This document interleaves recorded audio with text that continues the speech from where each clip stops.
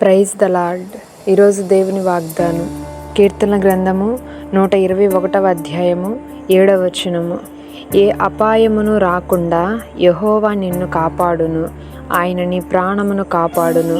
ఈరోజు పరిశుద్ధాత్మ దేవుడు మనతో మాట్లాడుతున్నటువంటి మాటలు ఏమనగా, మన జీవితంలో దేవుడు మనల్ని ఏ విధముగా కాపాడుతున్నాడు, ఏ విధముగా మనల్ని సంరక్షిస్తున్నాడో ఒక వాక్యం ద్వారా దేవుడు మనతో మాట్లాడుతున్నాడు. ఏ అపాయము రాకుండా దేవుడు మనల్ని కాపాడుతానని సెలవిచ్చుచున్నారు. పగలు ఎండ దెబ్బైనను, రాత్రి వెన్నెల దెబ్బైనను తగులకుండా ఇశ్రాయేలు ప్రజలకు పగలు మేఘ స్తంభముగాను, రాత్రి అగ్ని స్తంభముగాను ఏ విధముగా అరణ్యములో 40 సంవత్సరములు వారిని పోషించి వారికి కావలిగా ఉండి వారికి ఎటువంటి బలహీనతలు లేకుండా, అనారోగ్యం లేకుండా, వారి చెప్పుల వారు కూడా తెగిపోలేదు, వారి బట్టలు పాతగిల్లిపోలేదు.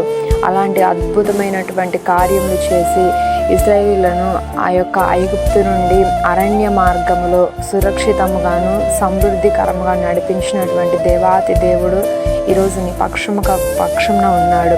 కాబట్టి నువ్వు భయపడవలసినటువంటి పని లేదు. ప్రతి అపాయం నుండి తప్పించే దేవుడు, ప్రతి శోధన నుండి నేను బయటకు తీసుకొచ్చే దేవుడు.